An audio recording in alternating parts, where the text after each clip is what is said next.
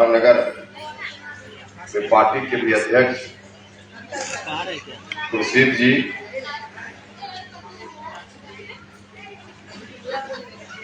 कार्यक्रम का संचालन कर रहे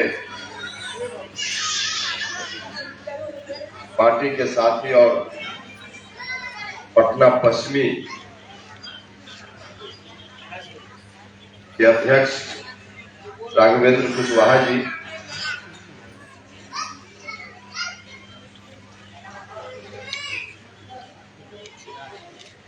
पार्टी के प्रदेश के अध्यक्ष पूर्व विधायक रमेश सिंह कुशवाहा जी,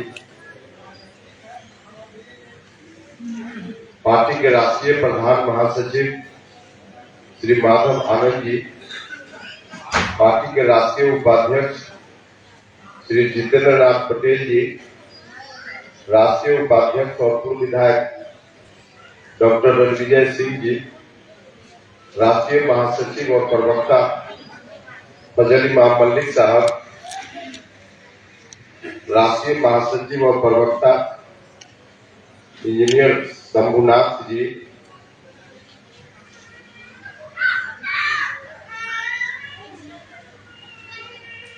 प्रदेश के महासचिव और अति पिछड़ा समाज के उभरते हुए नेता सुभाष चंद्रवंशी जी,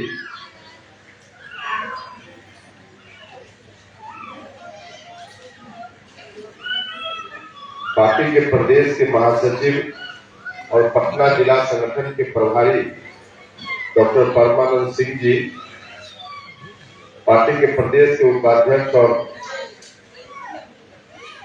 पटना जिला संगठन के दूसरे प्रभारी जागा कुशवाहा जी,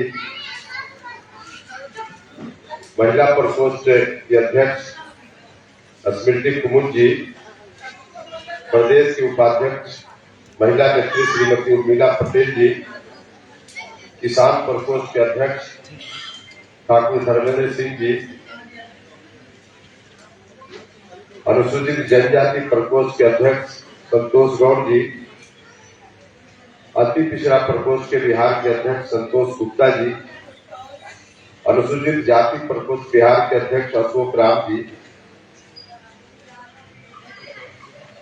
छात्र प्रकोष्ठ के बिहार के अध्यक्ष साद हुसैन जी, छात्र नेता और इसी जिला से आने वाले साथी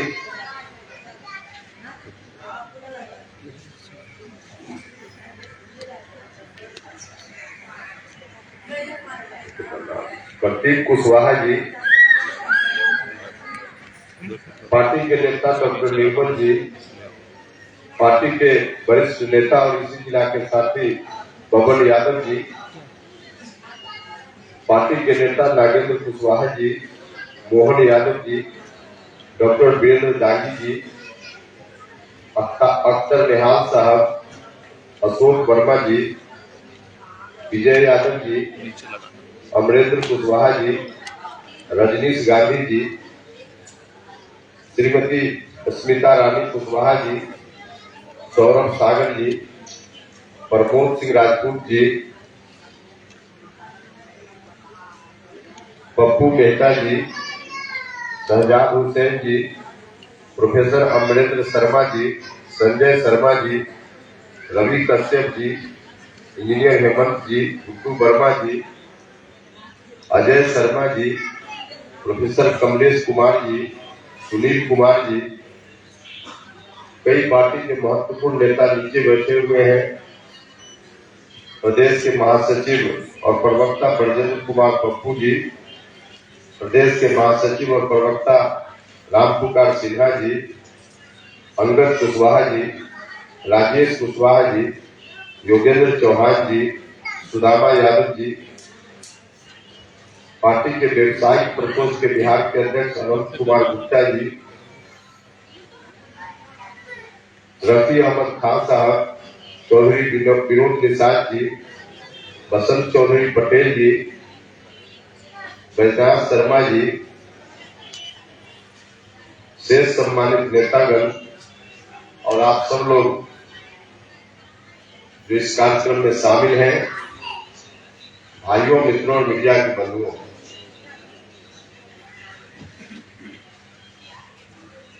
मित्रों, पूरे बिहार में पार्टी का जिला सम्मेलन हो, इस बात का निर्णय पार्टी गठन के कुछ दिन बाद जो राजगीर में शिविर हुआ, उसके उपरांत निर्णय लिया गया। और इस क्रम में लगभग 2.5 दर्जन जिलों में कार्यक्रम संपन्न हो चुका है। महज 5-7 जिलों में कार्यक्रम बचा हुआ है और इसी क्रम में आज पटना जिला में कार्यकर्ता सम्मेलन का आयोजन हो रहा है। बहुत ही अच्छा कार्यक्रम का आयोजन किया है पटना जिला के साथियों ने। मैं हृदय से आपका धन्यवाद करता हूं।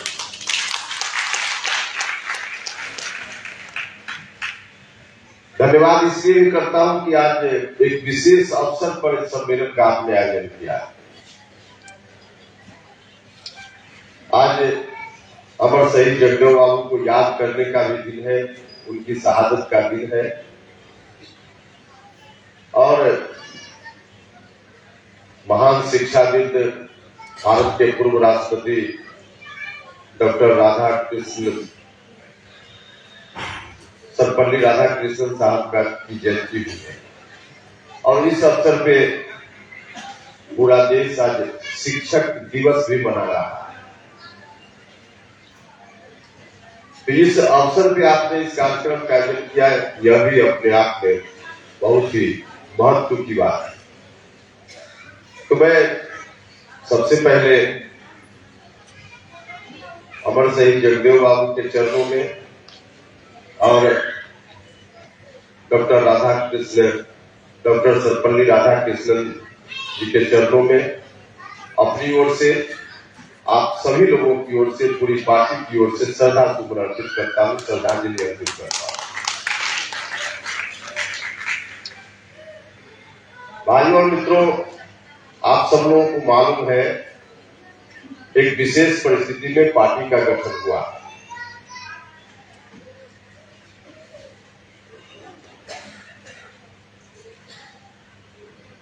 पार्टी पहले भी हम लोगों की थी, आज राष्ट्रीय लोक जनता दल है, कभी राष्ट्रीय लोक समता पार्टी हुआ करती थी। राष्ट्रीय लोक समता पार्टी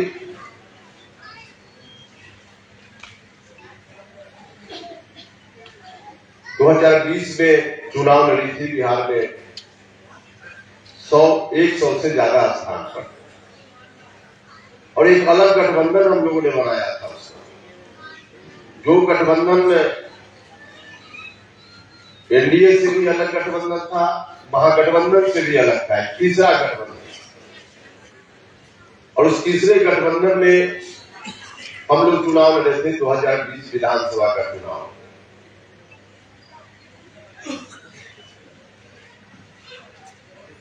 उस चुनाव में बड़ी मेहनत हुई थी, उससे पहले पार्टी बनाने में भी बड़ी मेहनत हुई थी और बिहार में सभी जगह, सभी क्षेत्रों में उस गठबंधन से उम्मीदवारी हुई थी। लेकिन उस चुनाव का जो परिणाम आया, उस परिणाम ने हमें कुछ नया करने के लिए विवश किया। क्या परिणाम था? हम लड़े सभी जगह पे, जैसा कि हमने कहा कि 100 से अधिक सीटों पर राष्ट्रीय लोक समता पार्टी अकेले लड़ी, बाकी जगह गठबंधन के जो दूसरे दल थे उनकी ओर से उम्मीदवार। लेकिन हम जीत कहीं नहीं पाए, राष्ट्रीय लोक समता पार्टी का एक उम्मीदवार भी नहीं जीत पाया। और ऐसा इसलिए हुआ कि जिस बेस वोट पर राष्ट्रीय लोक समता पार्टी अपना हक जमाना चाह रही थी, वही बेस वोट कमोबेश जनता दल यूनाइटेड का भी था। हमारा उम्मीदवार नहीं जीत पाया, यह बात ठीक है, लेकिन ऐसा भी नहीं है कि लोगों ने वोट नहीं दिया, लोगों ने हमारे अभियान का सम्मान नहीं किया, लोगों ने वोट दिया सभी जगह नहीं, लेकिन शाहबाद का इलाका, मगध का इलाका, चंपारण का कुछ इलाका, सीतामढ़ी वगैरह, इन इलाकों में हमारे उम्मीदवारों को अच्छा वोट मिला। यहाँ बैठे हुए रविंजय बाबू, 40,000 से ज्यादा वोट मिला आरएलएस के उम्मीदवार थे औरंगाबाद को विधानसभा से, लेकिन चुनाव नहीं जीत पाए। इसी तरह से कहीं 30,000, कहीं 35,000, कहीं 40,000, बहुत सारे उम्मीदवारों को वोट मिला, लेकिन हमारा उम्मीदवार जीता कहीं नहीं, कहीं से नहीं। उस समय का जो आंकड़ा है वोट का, उसको उलटकर देखिएगा तो पता चलेगा कि भले हमारा उम्मीदवार कहीं नहीं जीता, लेकिन जहां जहां से हमारे उम्मीदवारों को लोगों ने अच्छा वोट दिया, वहां वहां से जनता दल यूनाइटेड का सफाया हो गया। पूरा शाहबाद का इलाका कहीं नहीं जनता दल यूनाइटेड जीत पाया, इसलिए हम लोगों को वोट मिला। वहां पूरा का पूरा सफाया हो गया, एनडीए का ही सफाया हो गया उस इलाके से, मगध का भी कुछ इलाका जहां से सफाया हो गया है। तो जहां जहां से हमारे उम्मीदवारों को वोट मिला अच्छा, वहां से जनता दल यूनाइटेड का सफाया। तो जो परिणाम आया, उस परिणाम के अनुसार हमारा उम्मीदवार नहीं जीता, लेकिन नीतीश कुमार जी का भी, जनता दल यूनाइटेड का भी, जो नीतीश जी कभी 110, 15, 20 तक जीतते थे, उनकी भी संख्या घटकर आ गई 43 पर। हम यह नहीं कह रहे कि 43 पर नीतीश कुमार जी आए उसके पीछे सिर्फ आरएलएस के कारण था, हम ऐसा नहीं कह रहे, लेकिन नीतीश कुमार जी 43 पर आए, इसमें आरएलएस भी एक बहुत बड़ा कारण के रूप में सामने है, जो हमारे उम्मीदवारों को वोट मिला। अब जब ऐसी स्थिति बन गई तो इसका असर तीसरी जगह होने लगा।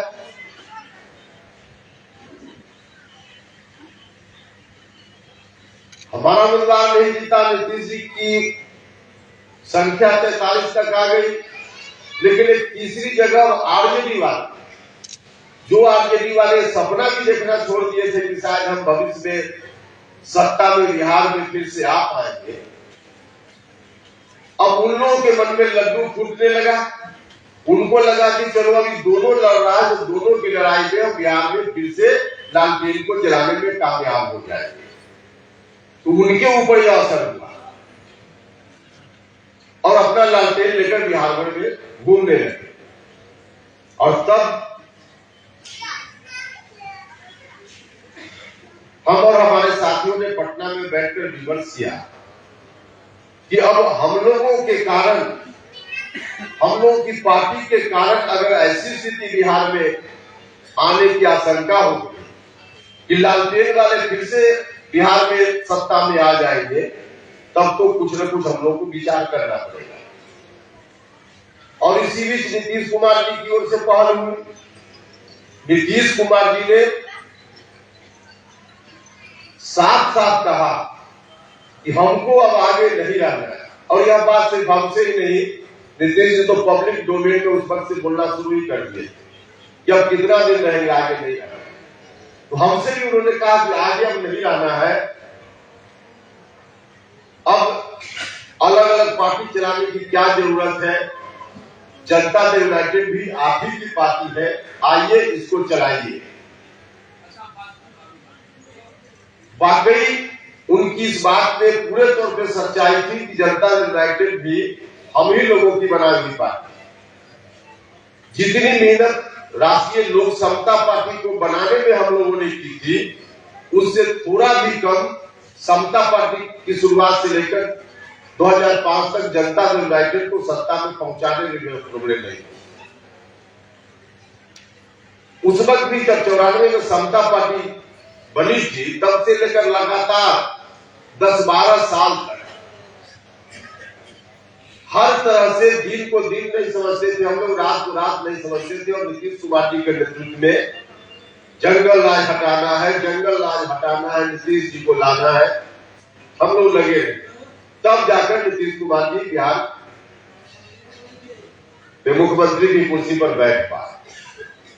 तो वाकई उनका यह कहना कि इस पार्टी को भी आपने बनाया है, यह बात सच थी। हम लोगों को लगा कि नीतीश कुमार जी कह रहे हैं तो इनकी बातों पर भरोसा करना चाहिए। भरोसा किया। अपना सब कुछ राजनीति में जितनी कमाई हमारी थी सबको हमने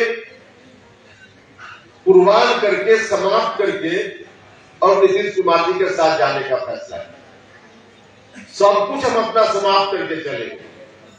लेकिन जिस वक्त गए उस वक्त सपना में भी कभी हम लोग नहीं सोच रहे थे कि जिस नीतीश कुमार जी का भी राजनीति में जब से 1994 से में विशेष परिस्थिति के बाद नीतीश जी दूसरे रूप में आए बिहार की राजनीति में, तो उस समय से लेकर बाद तक मतलब 2020 तक नीतीश जी का भी पूरा का पूरा अभियान, पूरा का पूरा संघर्ष आरजेडी के विरोध के नाम पर ही उनका संघर्ष था।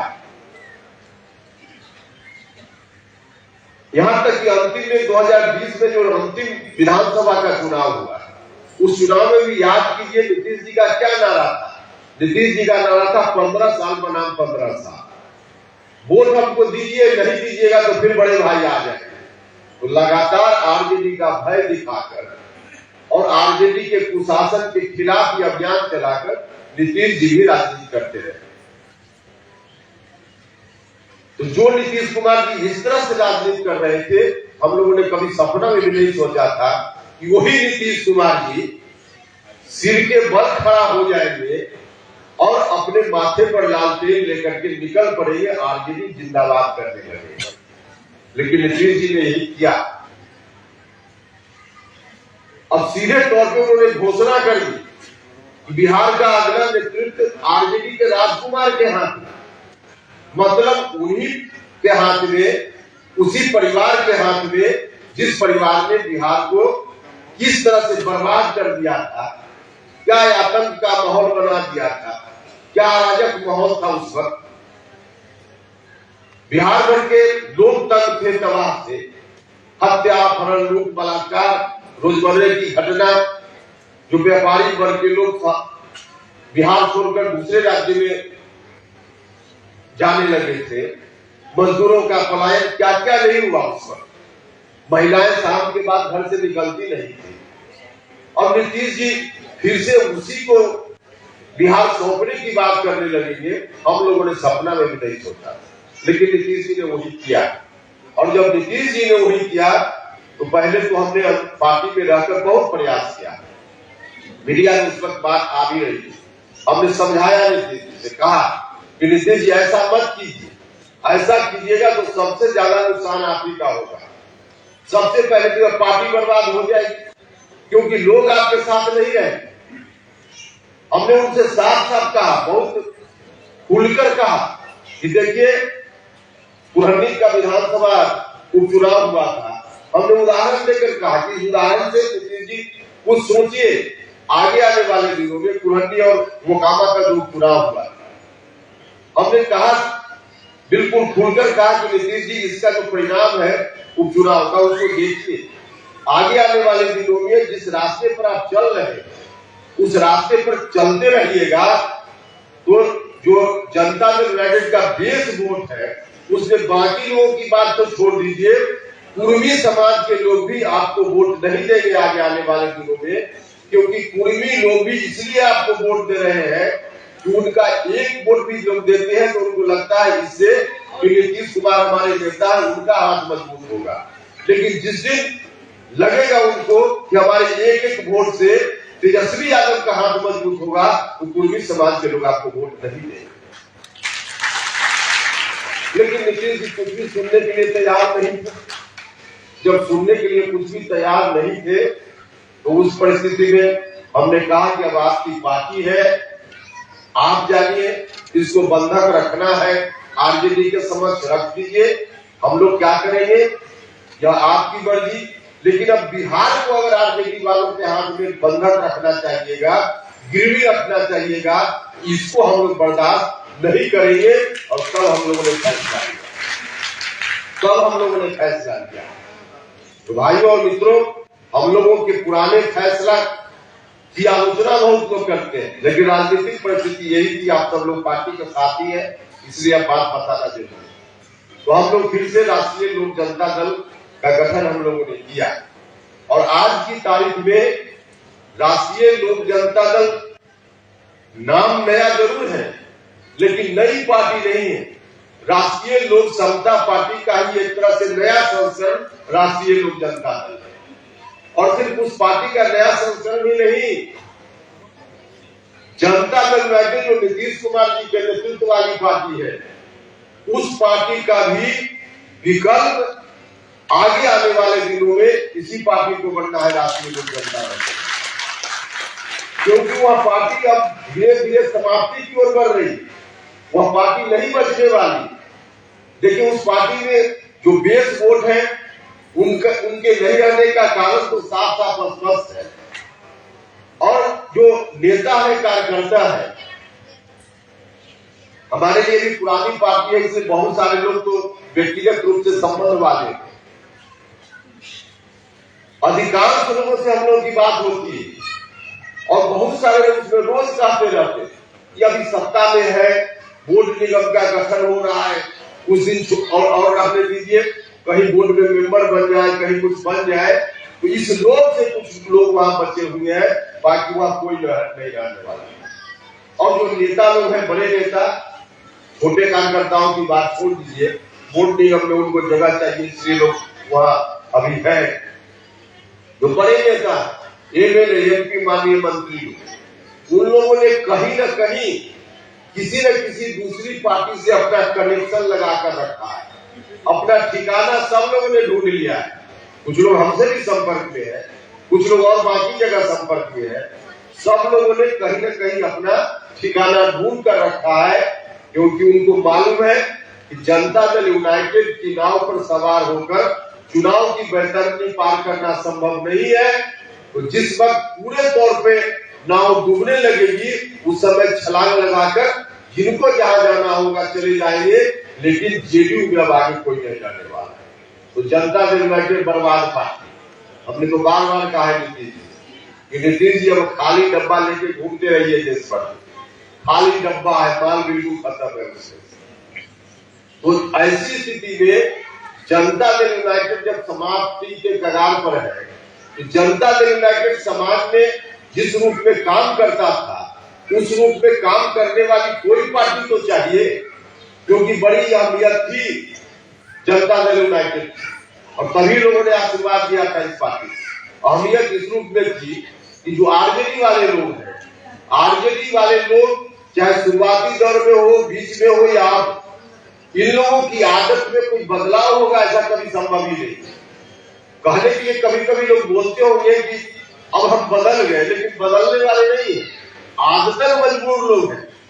तो यह आरजेडी के लोग, गांव में जो अति पिछड़ा समाज के लोग हैं, दलित दलित समाज के लोग, जो गरीब लोग हैं, किसी जात धर्म के लोग हैं, उनके ऊपर डंडा चलाने से बाज नहीं आएंगे। आरजेडी वाले लोग डंडा चलाने से बाज नहीं आए। अभी तो आधा हुआ सत्ता में आरजेडी है, और तब क्या स्थिति हो रही, स्थिति की शुरुआत हो गई है 2005 से पहले की तरह। तो आधा हुआ शासन में है, तब यह स्थिति है। और जिस दिन आरजेडी वाले पूरे सत्ता में आ जाएंगे, उस दिन क्या बिहार की स्थिति है। ये लोग जो डंडा चलाने का काम पहले करते थे, कौन बचाने का काम करता था समाज में, गांव गांव में? राजनीतिक रूप से यही जनता दल यूनाइटेड एक छतरी के रूप में गांव के गरीब गुरबा लोगों को बचाने का काम करता था। आज की तारीख में यह जनता दल यूनाइटेड नामक छतरी जब समाप्त हो रही है, तो उस परिस्थिति में एक नया दल चाहिए, जो गांव के गरीब गुरबा लोगों को, अति पिछड़ा, दलित, महादलित या किसी जात के जो गरीब लोग हैं, असहाय लोग हैं, उनको बचाने के लिए एक छतरी के रूप में दूसरी पार्टी चाहिए, और उसी पार्टी का नाम राष्ट्रीय लोक जनता है। इसलिए हमने कहा कि विकल्प जनता दल यूनाइटेड का इसी को बनना है। अब नीतीश जी घूम रहे हैं देश में, कई बार नीतीश जी को गलतफहमी हो जाती है। अब इस बार तो ऐसी गलतफहमी हुई है कि पूरे जीवन भर में कई लोग आरोप लगाते हैं और कई आरोप उसमें सच भी है कि जितने लोग जो शुरुआती दौर से जॉर्ज फर्नांडिस हुए, शरद यादव हुए, शकुनी चौधरी जी हुए, विजय नारायण सिंह जी हुए, किन्हीं को नीतीश जी ने नहीं छोड़ा, किसी को नहीं छोड़ा। जितना संभव इनसे हुआ पूरी ताकत लगाकर उनको समाप्त करने का प्रयास किया। तो हमेशा तो इन्होंने प्रयास किया, जो भी बड़े बड़े लोग आए और उनको इनके साथ हुए, जिनके सहयोग से आगे बढ़ते रहे, उन्हीं को समाप्त करने का प्रयास किया। और अंत में आकर अब जैसा को तैसा मिल गया। अभी तक जितने राष्ट्रीय अध्यक्ष हुए जनता दल यूनाइटेड के, या उसके पहले समता पार्टी के रूप में भी जॉर्ज साहब से लेकर अभी तक सबको राष्ट्रीय अध्यक्ष सब लोग बने, लेकिन सब राष्ट्रीय अध्यक्ष को निकाल बाहर किया नीतीश कुमार ने। अब इस बार जो राष्ट्रीय अध्यक्ष बने हैं, तमाम पुराने राष्ट्रीय अध्यक्ष को जिस रूप में प्रताड़ित किया गया, तंग किया गया, तबाह किया गया, सबका हिसाब अकेले ललन सिंह नीतीश कुमार जी से ले रहे हैं, सबका हिसाब ले रहे हैं। अब ललन सिंह जी आज की तारीख में जानिए चीजों की, कागज में भले जनता दल यूनाइटेड के राष्ट्रीय अध्यक्ष है, लेकिन व्यवहार में जनता दल यूनाइटेड के राष्ट्रीय अध्यक्ष नहीं है। व्यवहार में अब राष्ट्रीय जनता दल के नेता है। और व्यक्तिगत रूप से बाहर से जितना दिख रहा हो कि नीतीश जी के बहुत करीबी है, लेकिन पटना में जब रहते हैं तो जितनी देर नीतीश जी से टेलीफोन पर या मिलकर बात करते होंगे, 1 घंटा अगर बात करते होंगे 24 घंटा में, तो 4 घंटा आरजेडी के नेता से बात करते होंगे। यह उनकी स्थिति है। तो अब नीतीश जी के ललन सिंह जी ने अब आरजेडी के नेता के रूप में काम कर रहे हैं, तो पूरा नीतीश जी का हिस्सा। और इतना ही नहीं, अब जेडीयू के लोग कभी कभी जब मुंबई में मीटिंग होने वाली थी, उसके पहले क्या क्या लोग सोच रहे थे, इस बार तो नेता घोषित हो जाएंगे, संयोजक बन जाएंगे।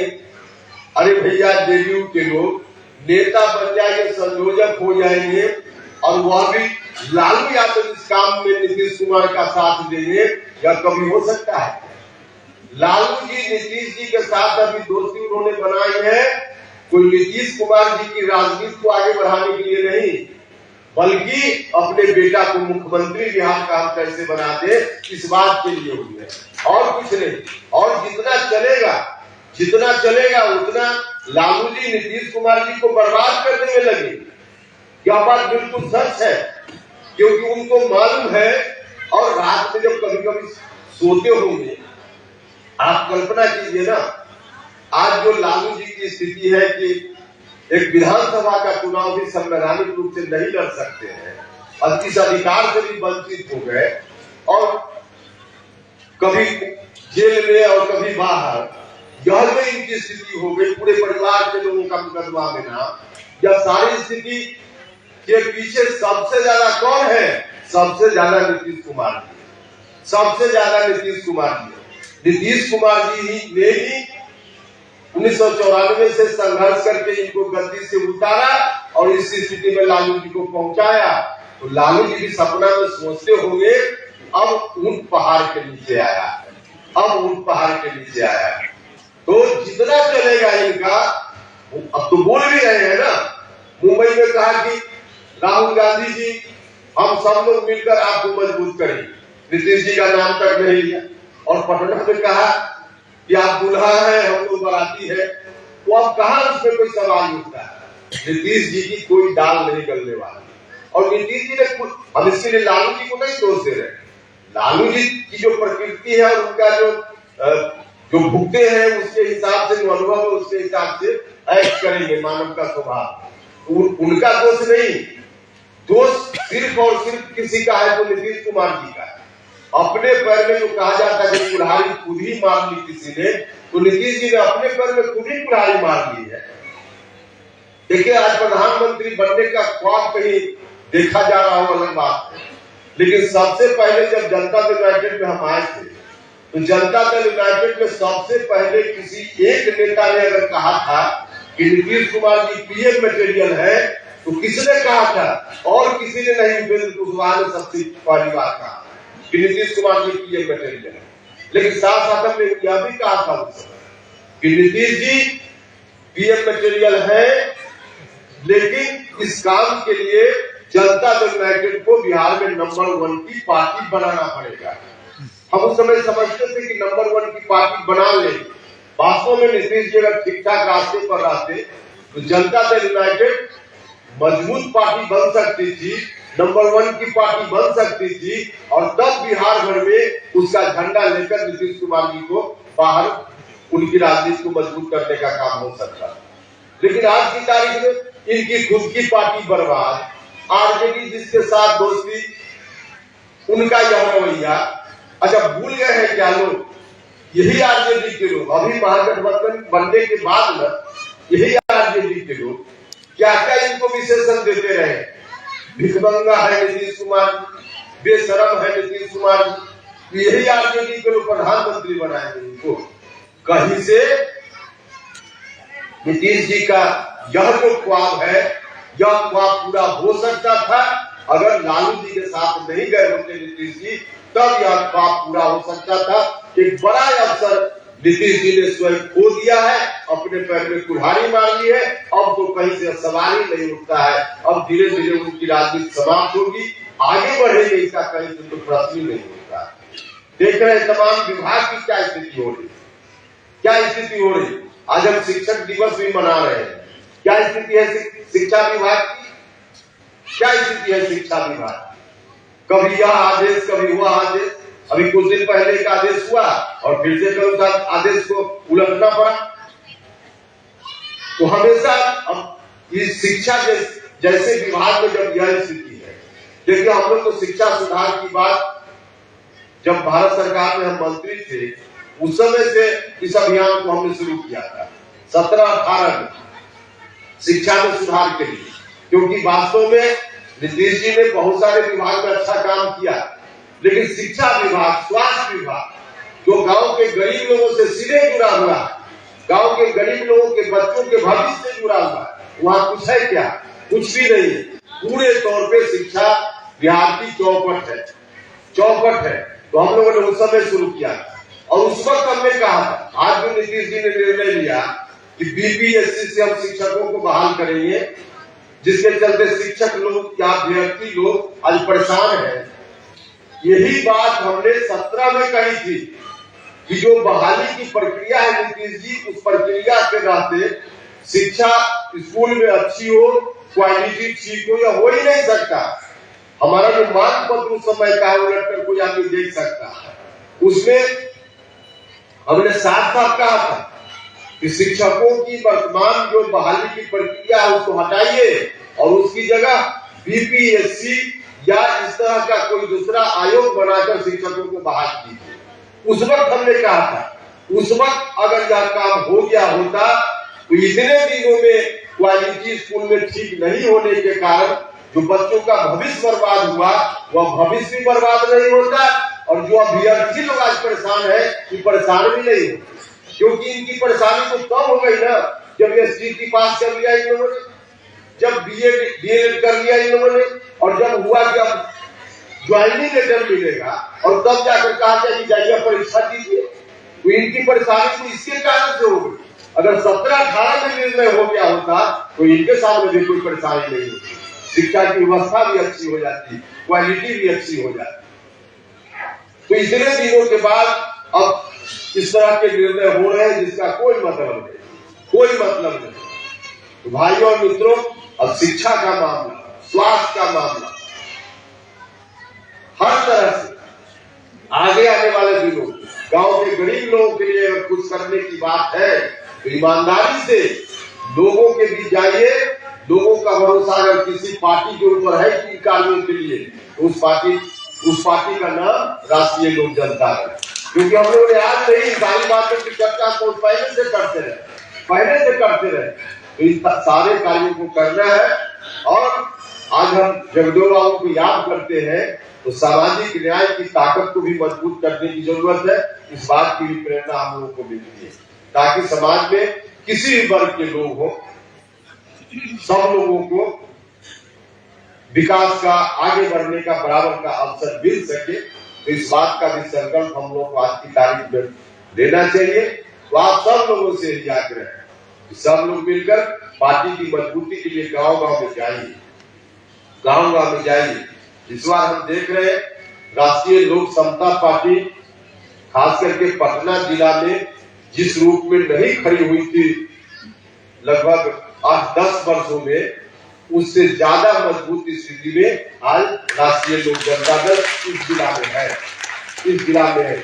इस तरह से उस समय लोग नहीं होते थे, लेकिन आज है तो संभावना आज ज्यादा है। इसलिए आप सब लोगों से आग्रह है कि पुराने जितने लोग, कोई अगर अभी भूले बिसरे हैं उनको भी खोजिए, आप लिस्ट बना करके पुरानी लिस्ट से खोजिए उनको और नए लोगों को भी जोड़िए और दोनों को मिला करके एक मजबूत पार्टी के रूप में इस जिला में पार्टी को स्थापित करने का काम। इस जिला में अगर पार्टी को मजबूती से स्थापित कर लीजिएगा तो बिहार में स्थापित करना और आसान काम हो जाएगा, बाकी जगह के लोग कर रहे हैं। तो आप पटना जिला के साथियों से बार बार आग्रह है कि सब लोग आज इन महापुरुषों का ध्यान करते हुए पार्टी की मजबूती के लिए संकल्प लेकर जाइए और समाज के सभी वर्ग को जोड़ने का काम कीजिए।